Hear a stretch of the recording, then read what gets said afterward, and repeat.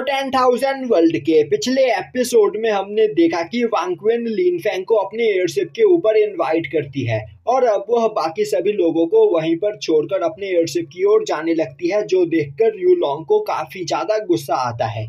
अब दिखाया जाता है कि लिन फेंग वांग क्विन के साथ एयरशिप पर बैठा हुआ होता है। वहीं पर वांग क्विन बोल रही होती है कि लिन फेंग सच में एक जीनियस है और वह इतना ज्यादा पावरफुल है कि यहाँ पर होने वाले स्टार पैलेस टूर्नामेंट में वह काफी आसानी से जीत जाएगा। तो क्या यहाँ पर लिन फेंग ने कभी अपर रेलम में आने के बारे में सोचा है? लिन फेंग बोलता है, हाँ मैं अपर वर्ल्ड में जाना चाहता हूँ, पर मुझे अभी यहाँ पर बहुत ही ज्यादा जरूरी काम करना है, इसी वजह से मैं अभी अपर वर्ल्ड में नहीं जा सकता हूँ। वांग क्विन बोलती है, हाँ मुझे पता है तुम गुसेन कॉन्टिनेंट पर रहते हो और अभी गुसेन कॉन्टिनेंट पर डीमंस लगातार अटैक कर रहे हैं। जब तक तुम्हारा गुसेन कॉन्टिनेंट यहाँ पर पूरी तरीके से सेफ नहीं हो जाता तब तक तुम कहीं भी नहीं जा सकते हो। लिन फेंग बोलता है, आपने बिल्कुल सही कहा और मैं यह बात जानता हूँ कि इस जगह पर रहकर मैं अपनी कल्टीवेशन को पीक पर नहीं लेकर जा सकता हूँ, इसीलिए मुझे अपर वर्ल्ड में जाकर कल्टीवेशन करना है। पर जब तक गुसेन कॉन्टिनेंट की प्रॉब्लम खत्म नहीं हो जाती तब तक मैं यहाँ से कहीं भी बाहर नहीं जा सकता हूँ। अब वांग क्विन खड़ी होते हुए बोलती है, जब भी तुम फ्यूचर में फ्री हो तब अपर रेलम में आने की कोशिश जरूर करना। यह सुनते ही वहाँ पर बैठी हुई चैंगसी बोलती है, लिन फेंग अब तो तुम्हें अपर वर्ल्ड में आना ही होगा कि अब सिस्टर वांग क्विन तुम्हारा अपर वर्ल्ड में इंतजार करती रहेगी। यह सुनकर वांग क्विन और लिन फेंग दोनों ही वहां पर शर्मा जाते हैं और अब लिन फेंग हिचकिचाते हुए बोलता है, मुझे जब भी टाइम मिलेगा मैं यहाँ के सभी कामों को निपटाकर अपर वर्ल्ड में जरूर आऊंगा। वैसे वांग क्विन तब तुम मुझे मिलोगी कहाँ पर? वांग क्विन बोलती है, वह लिन फेंग से टियान यान रीजन में मिलेगी। अब हमें 7 दिन के बाद कंपटीशन वाला दिन दिखाया जाता है। यहाँ पर कंपटीशन में पार्टिसिपेट करने वाले सभी लोग पहुंच चुके होते हैं। वहीं पर एक जगह पर बैठकर स्पिरिचुअल रोड के सभी रॉयल फैमिली मेंबर्स उस कंपटीशन को देख रहे होते हैं। तभी लिन फेंग सिनर और मिस सुई के साथ वहां पर पहुंचता है, जिसकी पावर को देखते ही सभी लोग काफी ज्यादा हैरान होते हैं। उसी वक्त वांग क्विन भी चैंगसी के साथ वहां पर आ जाती है। अब लिन फेंग वहां पर वांग क्विन से बात करने लगता है। वहीं पर थोड़ी दूरी पर खड़ा रियो लॉन्ग गुस्से में यह सब कुछ देख रहा होता है।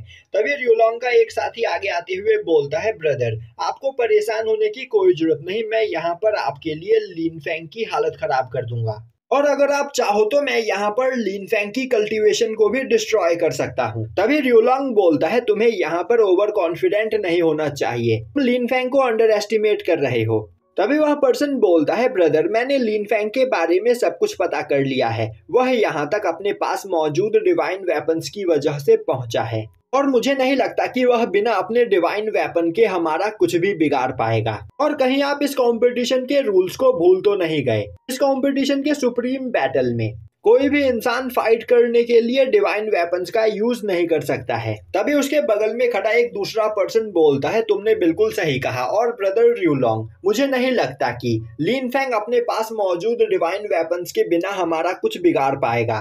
बिना डिवाइन वेपन के वह हमारे सामने बस एक कीड़ा है जिसे हम कभी भी मसल देंगे।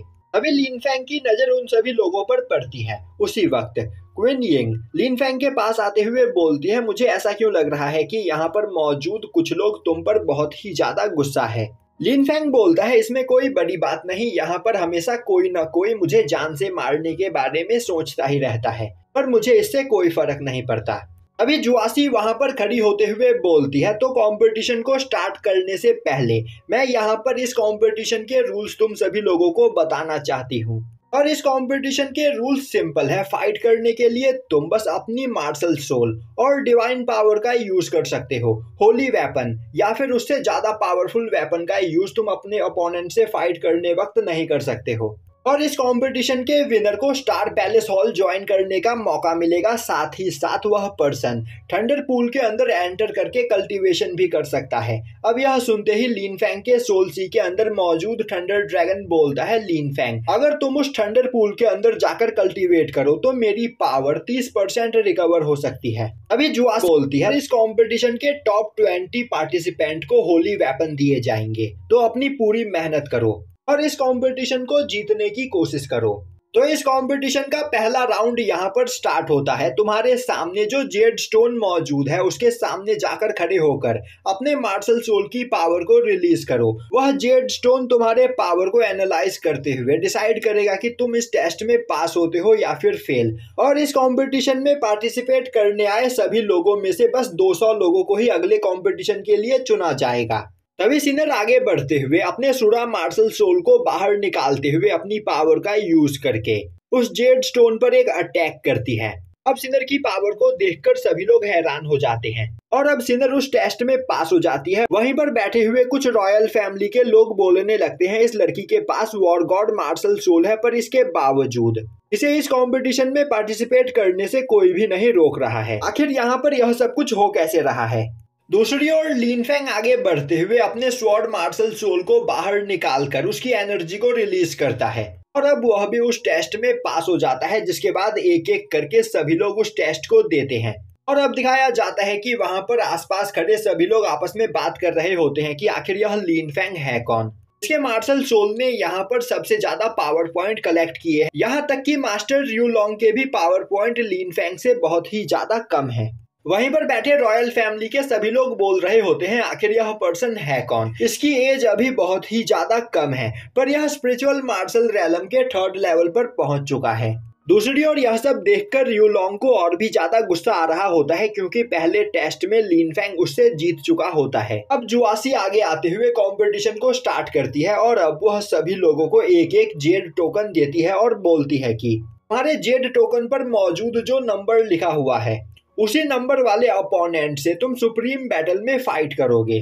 तभी लिन फेंग अपने जेड टोकन में अपने नंबर को देखता है और अब वह बैटल अरीना की ओर आगे बढ़ता है। तभी वह देखता है कि उसके सामने रियू लॉन्ग का एक साथी खड़ा होता है। अब लिन फेंग को अपने सामने देखते ही वह पर्सन हंसते हुए बोलने लगता है लिन फेंग तुम सच में बहुत ही ज्यादा अनलकी हो, तो यहाँ पर सबसे पहले तुम्हारा सामना मुझसे हो रहा है। लिन फेंग बोलता है तुमने बिल्कुल सही कहा, पर यहाँ पर अनलकी मैं नहीं बल्कि तुम हो। अभी वह पर्सन चिल्लाते हुए बोलता है लिन फेंग तुम्हें नहीं पता कि मैं अपर वर्ल्ड का एक पावरफुल वॉरियर हूँ और तुम मेरा सामना यहाँ पर नहीं कर सकते हो, तो फिर क्यों न तुम पहले ही हार मान लो। लिन फेंग बोलता है मैं देख पा रहा हूँ कि तुम बहुत ही ज्यादा पावरफुल हो और अगर तुम अपनी पूरी मेहनत के साथ कल्टीवेशन करते रहो तो काफी ज्यादा पावरफुल वॉरियर बनोगे, पर अभी इस वक्त तुम अनलकी हो जो तुम्हारा सामना मुझसे हो रहा है, क्योंकि अभी इस फाइट में तुम मुझसे हारने वाले हो।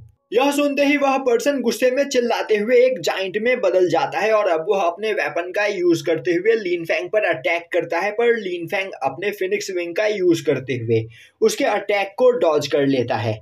तभी वह पर्सन अपने स्पिरिचुअल हैंड का यूज करते हुए लिन फेंग पर अटैक करता है, पर लिन फेंग उसे भी डॉज कर लेता है। यह देखकर उस पर्सन को काफी ज्यादा गुस्सा आता है और अब वह अपने स्पिरिचुअल हैंड को कंट्रोल करते हुए काफी तेजी से लिन फेंग पर अटैक करने लगता है, पर लिन फेंग अपने स्पीड का फायदा उठाते हुए उसके सभी अटैक्स को डॉज कर लेता है। दूसरी ओर रियू लॉन्ग और उसका दूसरा साथी इस बैटल को देख रहे होते हैं। तभी उसका दूसरा साथी बोलता है चैंग सैंग के बॉडी के अंदर काफी ज्यादा मात्रा में गोल्डन एसेंस मौजूद है, जिस वजह से उसे कोई भी नहीं हरा सकता है और वह अभी यहाँ पर थोड़ी ही देर में लिन फेंग को मसल देगा।